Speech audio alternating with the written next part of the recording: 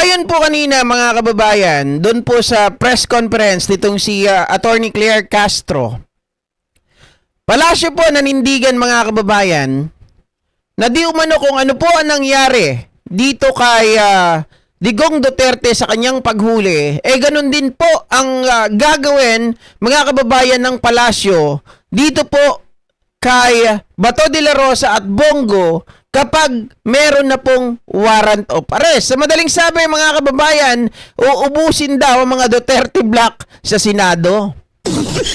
Patay. Mga kababayan, yari na. Sigurado, itong mga DDS. Ito po yung pahayag ni Attorney Claire Castro, mga kababayan. Palace reaction lang po on ICI naming Senators Bato de la Rosa and Bongo, among others as co-conspirators on the bloody drug war during the Duterte administration. And pwede po ba itong dumaan sa local courts, ang arrest warrant, if Interpol ang magpapat? Again, yung una niyong punta, no? Reaction lang po. Regarding sa pagsama ng pangalan nila? Yes po. Okay. Kung ito naman ay legal process na nanggagaling po sa ICC, hindi naman po natin ito maaaring pakialaman. Dahil ang kasong yan ay naisampa noon pa, Okay. 2017, at hindi pa po Pangulo, si Pangulo Marcos Jr. So kung dadaan sa proseso, yan naman po ang nais ng pamahalang ito.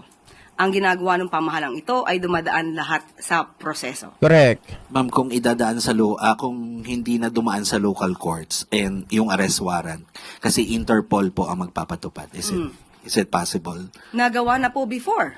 At ang sinunod po ay ang batas na umiiral sa ating bansa at nakipag-coordinate po ang ating pamahalaan sa Interpol. Kaya po naipadala ang dating Pangulong Duterte sa Dahig. Will this result sa isa na namang kaguluhan ng mga supporters once may warrant na at handa ba ang gobyernong ipatupad ang warrant? Eto na, guys. Eto na. Eto na. Kinakailangan po bang magkagulo? Kung ang pagsisilbi po nito, ang sisilbihan ay ang hustisya. Ang pagsisilbi ng hustisya ay hindi naman po dapat na maging daan upang kampihan ang iilan o kakampihan ang ilang mga nasasangkot sa nasabing criminal complaint. At even before, ang kanila mismong kaalyado, walang iba kundi si Mayor Magalong, ang nagsabi mismo na mayroong mali sa execution sa EJK. Si Mayor Magalong na nagsilbing Oversight Committee Head ang umamin na maraming naging patayan na hindi nararapat. Okay, sa makatuwid ganito mga kababayan ng sistema ngayon ha. Naalala natin nung panahon mga kababayan na hindi pa nauhuli si Digong Duterte, hindi pa napapadala sa dahig. Ang ating gobyerno, mga kababayan, ay di ba may mga pronouncement ang Pangulo na we are not going to cooperate mga kababayan sa pag-implement ng warrant of arrest, 'di ba? Pero biglang timely etong si Pangulong Bongbong Marcos mga kababayan at ang gobyerno niya, ang administrasyon, biglang nagulat na lang tayo. Naging iba yung ihip ng hangin. Na biglang-bigla mga kababayan ay nakipagtulungan dito sa Interpol para maipadala sa dahig itong si dating Pangulong Duterte. Kung noon, medyo ano pa lang sila mga kababayan, medyo parang hindi pa sila all out. Ang naririnig natin ngayon dito kay Claire Castro ay tahasan na po ito mga kababayan na pagsasabi, okay, na gagayahin natin kung ano man ang ginawa kay Digong Duterte noon ay ganun din ang gagawin kay Bato de la Rosa at kay Bongo at sa iba pang mga co-perpetrators mga kababayan doon sa extrajudicial killings. Sa makatuwid, hindi nila pipigilan mga kababayan etong Interpol na mag-implement ng warrant of arrest. At kung may nagtatanong sino na naman ang mag-i-implement ng warrant of arrest, GP, syempre po, dahil tayo ay member ng Interpol, ang local police natin, mga kababayan, ang mag-i-implement ng warrant of arrest.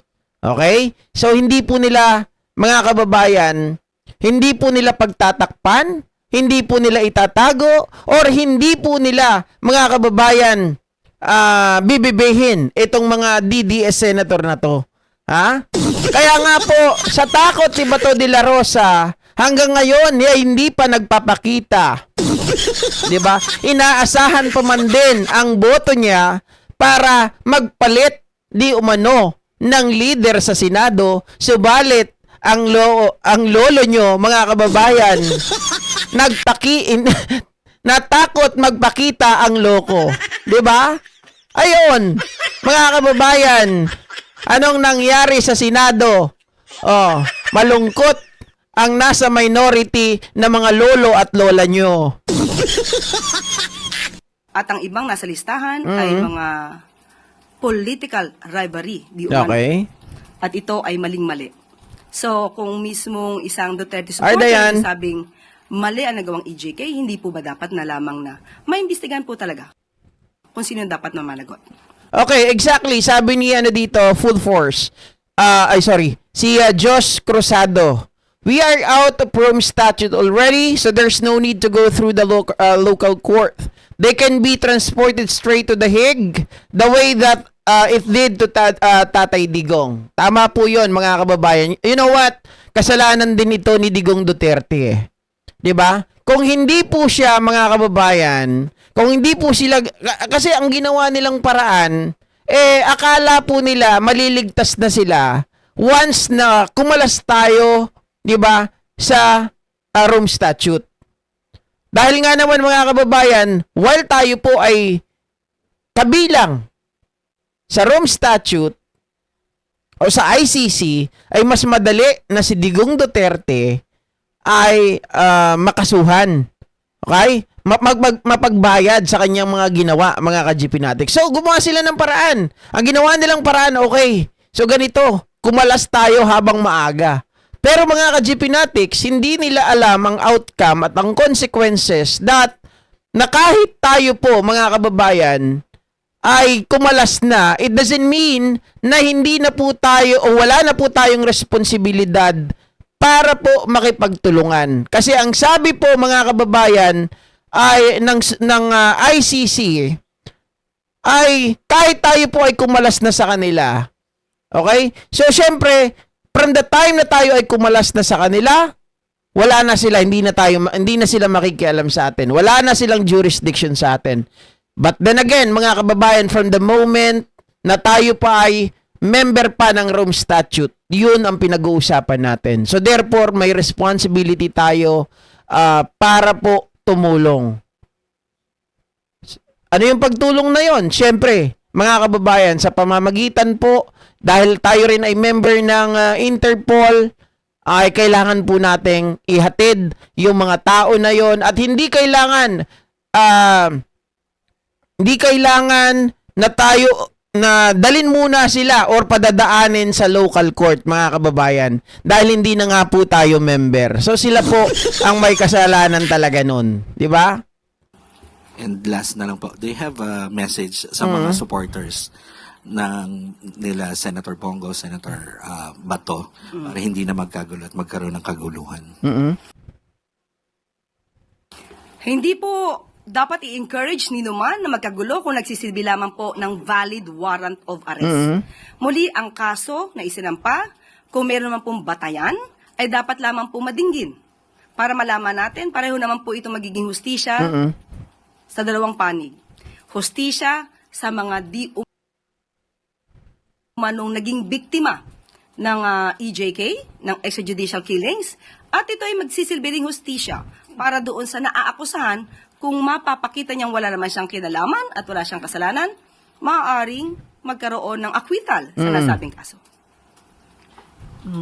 Just a related question from Ivan. Kaya lang, mga kababayan, meron din backlash dito kay Bato de la Rosa at dito kay Bongo.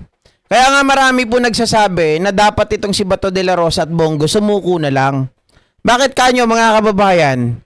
Dahil kapag umabot sa confirmation of charges, nabasa yung kanilang mga pangalan, mga ka-GPnatics, ay hindi na sila pwedeng sumama bilang parang iisang council lang sila as a whole nitong si Kaufman. Kapag halimbawa mga kababayan binasa na daw yung confirmation of charges, ay separate na bayad na yon kapag nahuli itong si Bato at si Bongo.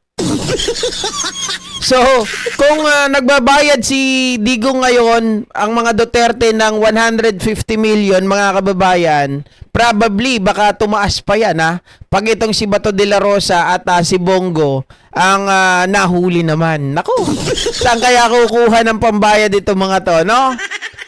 Diyan magkakanda huli-huli. Diyan magkakabukingan na maraming pera to mga to. Saan kaya nang galing yung mga yon? 'Di ba? Oh.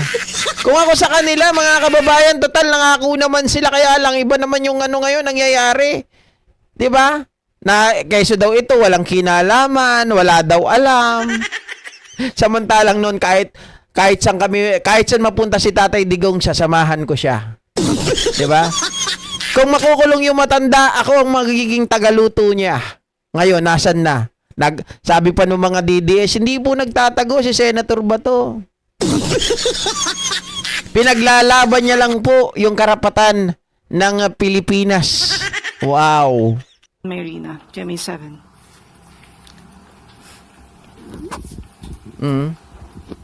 Yusek, good afternoon. Naninindigan po ba ang palasyo na walang jurisdiction ng ICC sa Pilipinas? Naninindigan ba ang Ang palasyo, ang na walang gobyerno. jurisdiction sa ang ICC sa Pilipinas sa ngayon? Pero iba po ang pinag-uusapan kung ang mga na-commit na di umanong crime ay naganap nung meron pang jurisdiction ng ICC.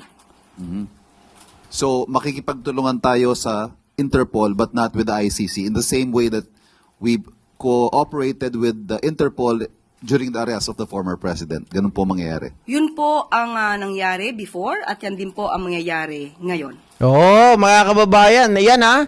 Talagang coming na dito po sa bibig ni Attorney Claire Castro kung ano po yung ginawa kay Digong Duterte, yun din po ang gagawin dito kay Bato de la Rosa at kay Bongo. Sa makatuwid mga ka-GPnatics, wala.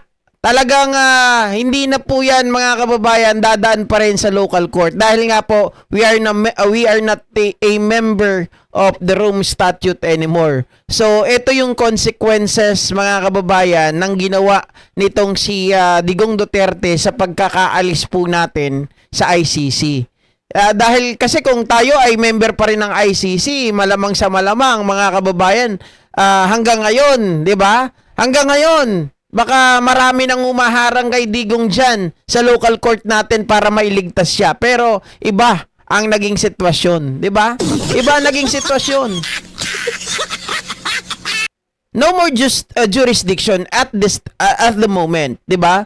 Pero yung sabi nga ni Attorney Claire Castro, ito ay ibang usapan nung panahon na sinampahan ng kaso, mga kababayan, itong si Digong Duterte dahil po dun sa extrajudicial killings na nangyari when we are still a member of ICC. Ma'am, what does the palace say to those current and former officials who may feel the need to go into hiding after being named as co-perpetrators of the crimes against humanity? Si Senador Bato po, matagal nang Nagtatago. hindi lumulutang. Yung iba ho kaya, baka maisip nila na ganun din ang gawin nila. What do you have to say to them? Unang-una, kung kayo magtatago, ano bang ibig sabihin yan? Kayo ba'y may kasalanan? Tinatago nyo para hindi po kayo madinig at ma-escape kayo or ma-evade the liability of what you had done? So, hindi po kinakailangan magtago kung alam po nila na sila'y walang kasalanan, humarap sila at maging matapang sa mga maaaring proseso. Correct mga kababayan. Kasi nakita natin dati dahil sa sobrang tagal po ng ICC tapang-tapangan pa to mga to. Talagang naghahamon. Alam nyo naman yung famous na kataga ni Bato de la Rosa. Oy, Mr. Trillanes! Ngak-ngak ka ng ngak-ngak! ICC ka na. Hala, ICC ka ng ICC dyan! Sabi niya, Mick my D! Gusto mo sumama ka pa! Kapag hinuli ako! Ngayon, mga kababayan, nagtatago na. Di ba? Oh. Ma'am, panghuli, ano ho ang magiging tingin ng gobyerno, ng Estado, sa 8 pinangalanan? Sila po ba ay mas babantayan? Sila po ba ay tututukan ng kanilang whereabouts? Such that if an arrest warrant is issued against them, ay i-implement natin. Kapag ka may warrant of arrest na na-issue na po, kailangan i-implement. So kung babantayan sila, sa ngayon wala pa pong dahilan para sila ibantayan dahil wala pa pong nare-receive ang gobyerno ng warrants of arrest. Maraming salamat. Next question, Malakay Tina Maralit na Manila Times. Good afternoon, Yusek. In relation po sa unang napag-usapan, ano po ang reaksyon ng Pero mga ka-GP natin, sa mga nagtatanong po sa akin kanina sa aking FB, okay, tawag dito, magkakaroon na daw ba, possible na daw na magkaroon na ng warrant of arrest kay Bongo at kay Bato de la Rosa? Well, mga ka-GP natics, dahil pinangalanan na, lantaran na, hindi na po deducted yung pangalan ni Bato de la Rosa at ni Bongo, 'di ba? So ibig sabihin po 'yan, antayin natin yung official na warrant of arrest. Pero syempre, hindi natin malalaman yan na meron ng warrant of arrest. Malalaman na lang natin yan kapag uhulihin na si Bongo at etong si Bato de la Rosa. Ganun naman talaga eh. Mga kababayan, lihim po yan.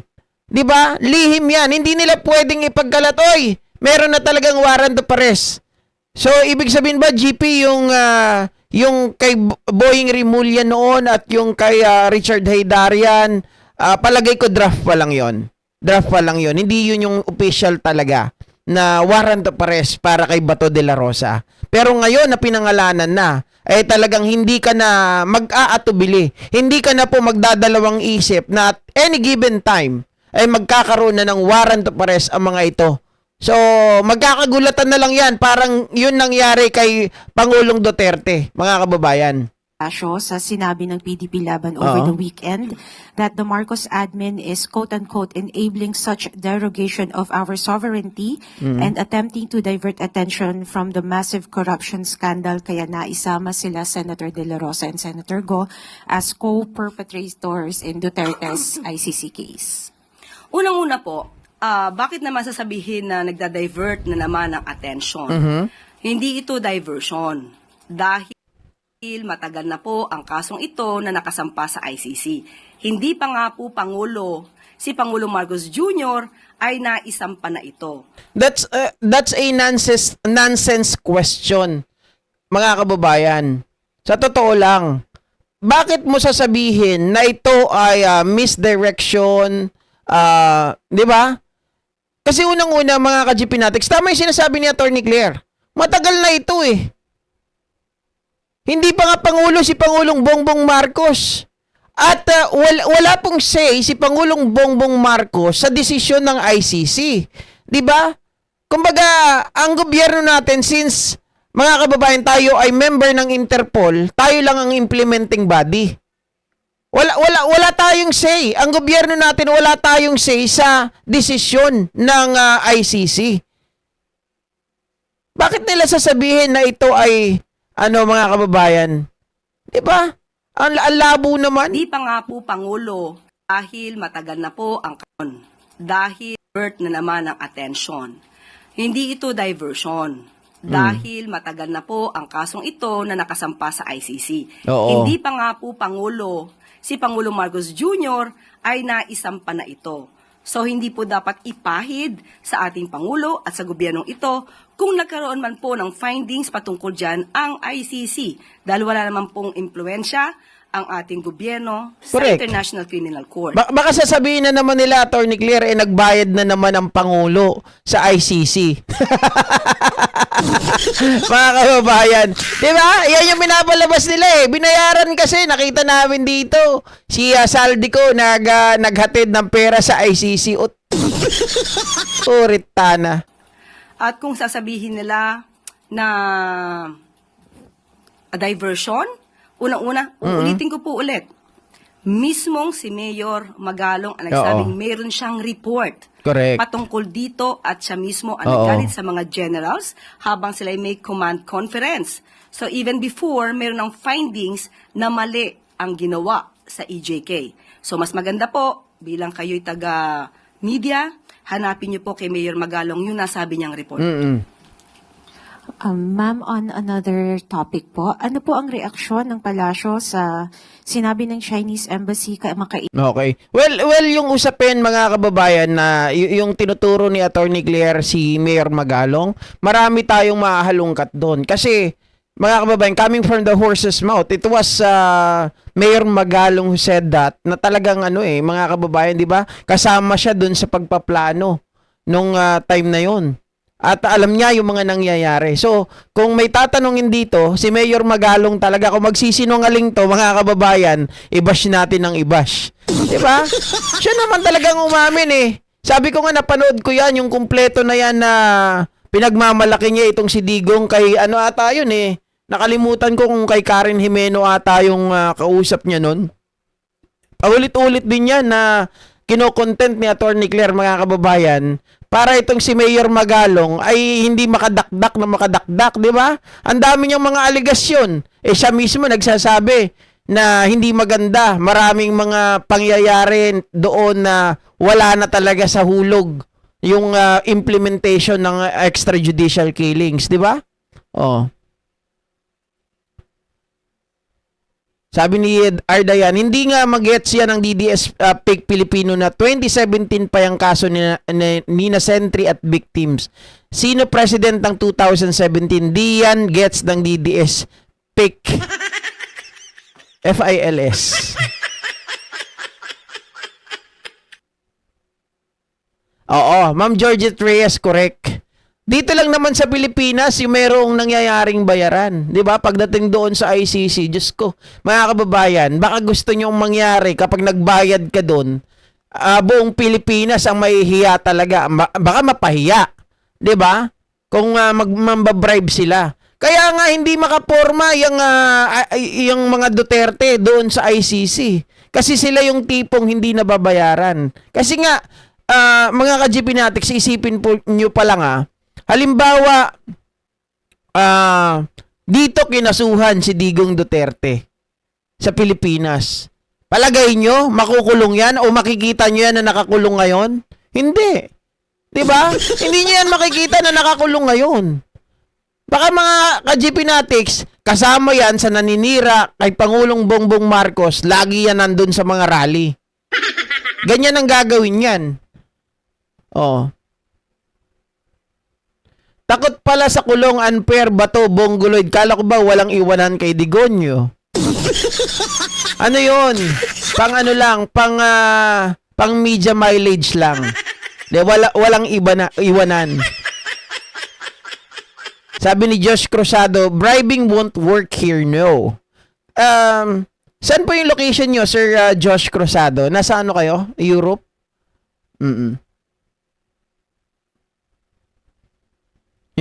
Wag natin ikumpara, guys, kasi ibang-iba yung gobyerno sa Europe, iba yung gobyerno dito sa Pilipinas.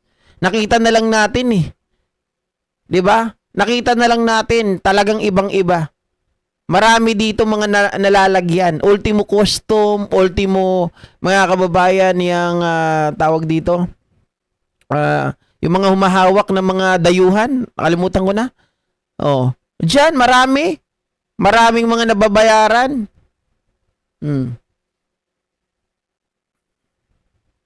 Okay. Yes, UK. Game over na si Digonyo sa ICC. Wala na, hindi na yan makakauwi, guys. Sa totoo lang. Kaya nga maraming mag-aabang ng kanyang confirmation of charges sa Feb 23, 24, 26, and 27. No? Tayo din po ay magla-live niyan, mga kababayan. Pero sa 27, di ko lang alam kung makakapag-live ako. Okay? So, mabuti naman at ganito nang nangyari dahil yung palasyo ay hindi na nagpapatumpik-tumpik. Diretsahan na talaga sila, mga kababayan, na whether, na if, na nandyan na yung warrant of arrest, ay hindi na sila magdadalawang isip. 'Di ba? Na ibigay itong si Bongo at itong si Bato de la Rosa. So, mga kababayan, kung magkakagulo, di manggulo sila. Yun ang maganda, 'di ba? Kung manggulo yung mga DDS supporter, di yun maganda. Para maraming mahuli. 'Di ba? Tapos mag-iiyakan bigla. Oh. Yan tama. Olale